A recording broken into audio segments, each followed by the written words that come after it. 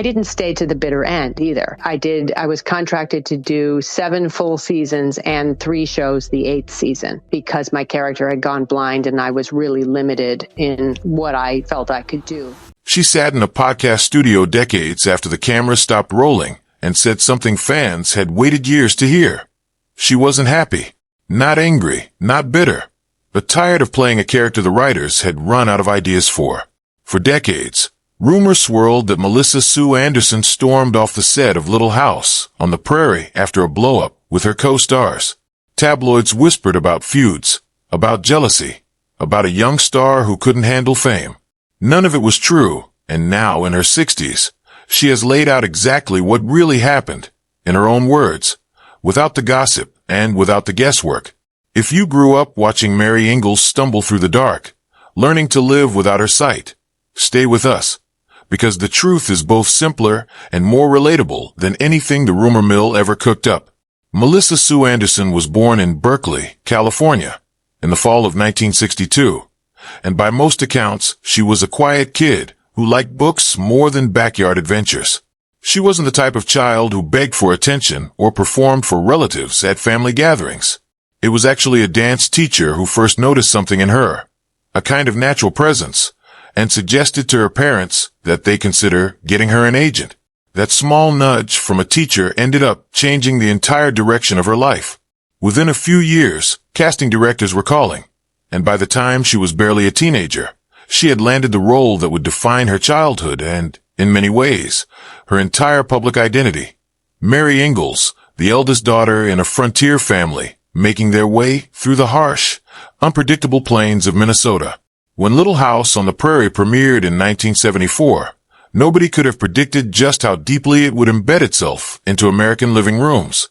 It wasn't flashy. It didn't rely on twists or gimmicks.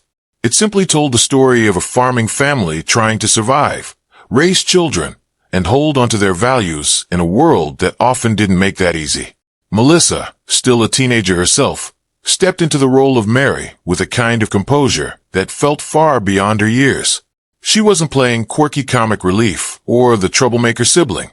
She was playing the responsible one, the sister who set the tone for how the Ingalls children were supposed to behave, and audiences responded to her instantly.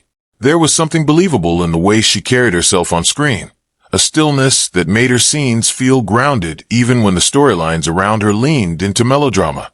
By 1978, 4 years into the show, Melissa had become the only cast member from the entire series to ever receive an Emmy nomination. Think about that for a second. A show with an enormous ensemble cast. A show that ran for 9 seasons and produced dozens of memorable characters. And the only performer the Television Academy singled out for individual recognition was a young woman still in her mid-teens.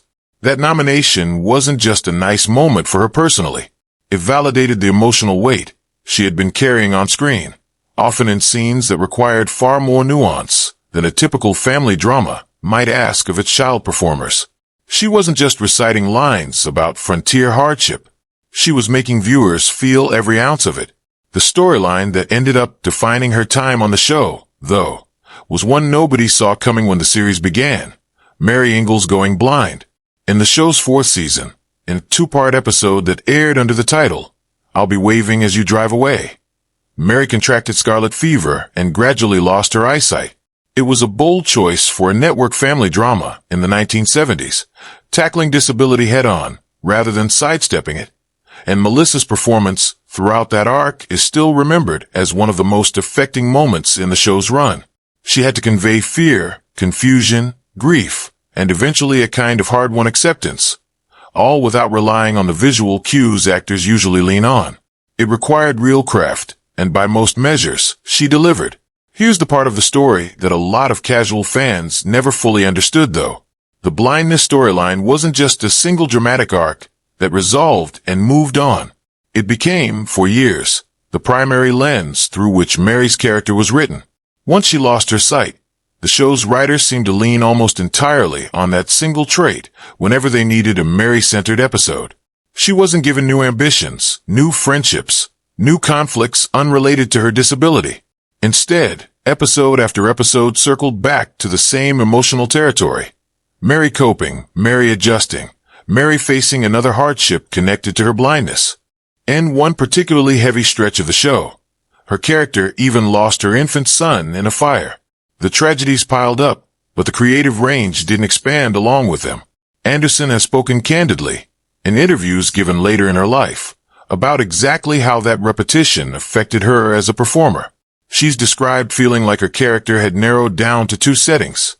Either she was sitting quietly on the sidelines with little to actually do, or she was at the center of another wrenching, over-the-top tragedy. She used blunt language to describe it, saying she felt like she was, in her words, blind and boring, bouncing between those two extremes with nothing in between. For a young actress who had proven she could handle serious material, and who had the Emmy nomination to prove it, being boxed into that narrow emotional range season after season started to feel less like a showcase and more like a trap. Part of the issue, as Anderson has explained it, came down to the setting of the show itself. Little House on the Prairie took place in the 1870s and 1880s, decades before modern accommodations, technology, or medical understanding existed to support someone living with vision loss. There was only so much a team of writers could realistically do with a blind character in a story set on the American frontier. She suggested that the writers simply ran out of fresh ideas, that once they had mined the obvious dramatic beats of a young pioneer woman adjusting to blindness, there wasn't much creative room left to take the character anywhere new. Rather than finding a way to expand Mary's world despite her disability, the show kept returning to the same handful of emotional notes, and Anderson felt that limitation acutely, episode after episode, year after year.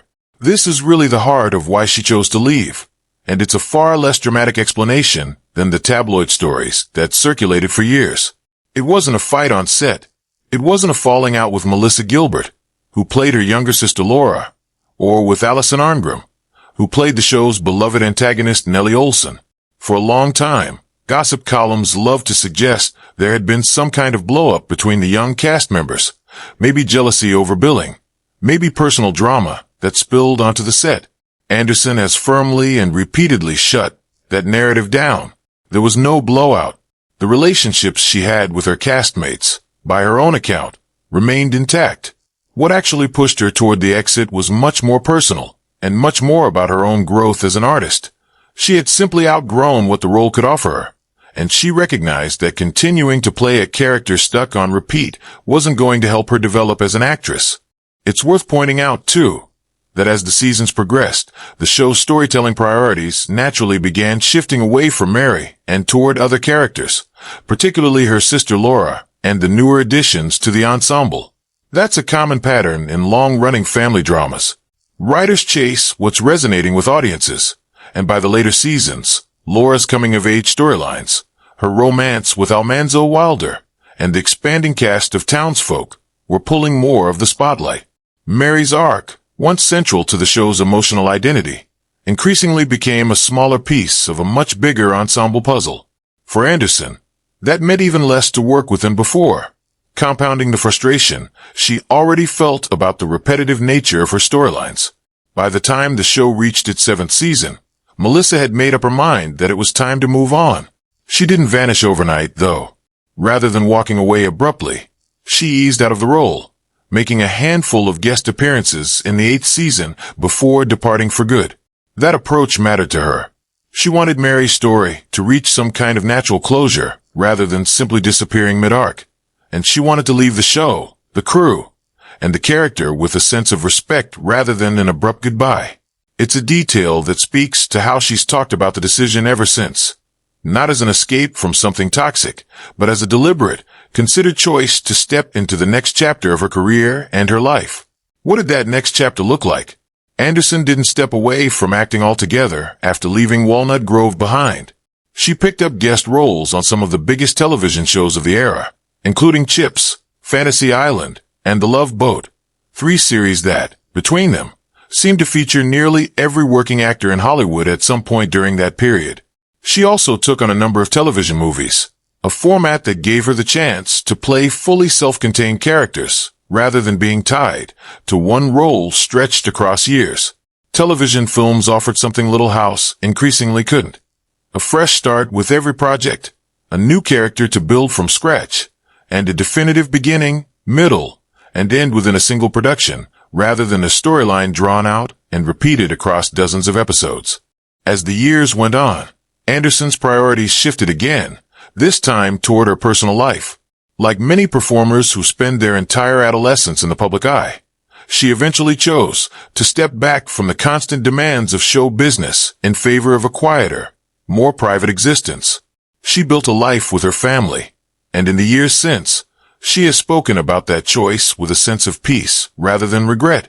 It wasn't a dramatic disappearance from the industry so much as a gradual, intentional recalibration, prioritizing stability and personal fulfillment over the relentless pace that a career in front of the camera tends to demand. Even so, she never fully closed the book on her Little House years. In fact, she eventually wrote about the experience herself, publishing a memoir reflecting on her time on the show and what that period of her life actually meant to her, separate from the myths and rumors that had built up around her departure. That's part of what makes her more recent, candid interviews so notable. Decades after leaving the series, Anderson has continued sitting down for conversations, including one with fellow cast members Allison Arngrim and Dean Butler on a podcast dedicated to revisiting the show, where she's spoken openly, in plain language, about exactly why she walked away.